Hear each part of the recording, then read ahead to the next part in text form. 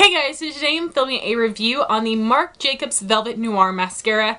I did receive this for free from Influenster for testing purposes. I have been very fortunate with the Influencer boxes I've received in the past. My last two boxes were some YSL products, which is very exciting. It's a very luxurious brand that I had never tried before. So the first box was the YSL Touche Eclat Blur Primer and Perfector. I'll have my review video linked up here. And then the second box I received would be two of their Rouge Pure Couture lipsticks. One shade was more of a everyday neutral and the other shade was a very intense fuchsia pink, and I will have my review linked up here as well. So I was very excited to try this mascara because I've never tried anything from Marc Jacobs. I did see a sneak peek floating around Instagram that the Sephora birthday gift this year is going to be a mini of the Marc Jacobs eyeliner and one of his lipsticks. So I'm really excited to try those out because I've heard amazing things about his eyeliner. Also, what was really exciting about this mascara is that we received it before it even launched, so that just made us feel like elite, like we're super cool kids and all. To start with price and availability, this mascara is $26 and it is a Sephora exclusive. So $26 is a lot to pay for a mascara in my opinion, but a lot of the high-end luxury brands charge around $26 for their mascaras. Estee Lauder mascaras cost $26, which again I think is completely outrageous, but it isn't like Marc Jacobs, because he's this famous designer, is just really jacking up his prices. That is very standard when it comes to high-end luxury brand mascaras.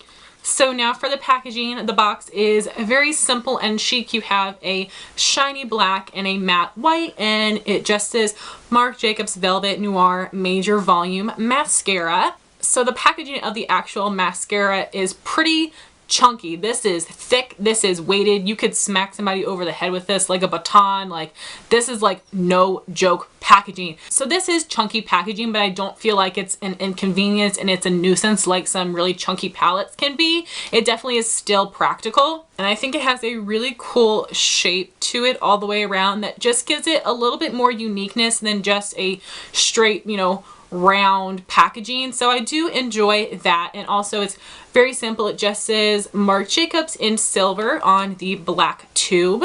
So in my Influencer box came this little info card, so I thought I would read you guys the claims from here. It says experience 1800% more volume and the look of false lashes with Velvet Noir Major Volume Mascara. The lash maximizing curvy brush places the most volume at the hard to reach center lash line.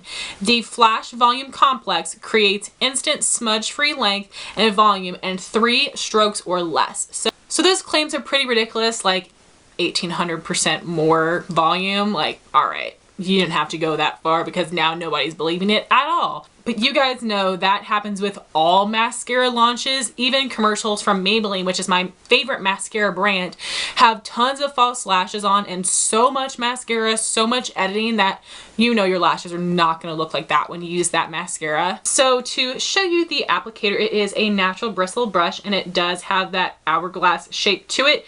It isn't too extreme of an hourglass shape, so I feel like it's still easy to apply to the lashes. And the formula of this mascara is really in between wet and dry, but leaning more dry. I find that the consistency and the formula of this mascara really works to its advantage to give you the best results for your lashes. So I'm wearing this mascara on its own today, and I feel like it gives me some length, volume, and it gives me a really nice fluttery lash look. Usually I have to layer several different mascaras to get that type of effect, and I'm someone that never wears false lashes, so I'm really looking to get a lot out of my mascara. If you are someone that wears false lashes all the time, this mascara might not impress you. Honestly, maybe not any mascara is going to impress you if you're used to the effect and the look of false lashes. So I applied just one coat, and I applied it kind of meticulously to make sure I got every individual lash.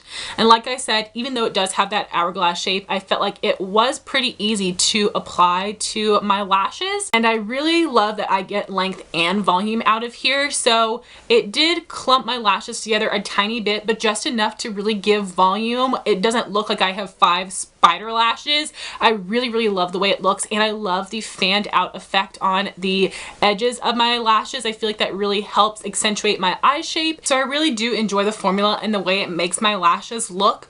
But my one con with this mascara is that it transfers horribly. So I never apply mascara on my lower lash line because it will always transfer on me. But somehow with some mascaras, even if I just put mascara on my top lash line, it will end up smudging below my bottom lashes. By the end of the day, this mascara has smudged so terribly under my eyes.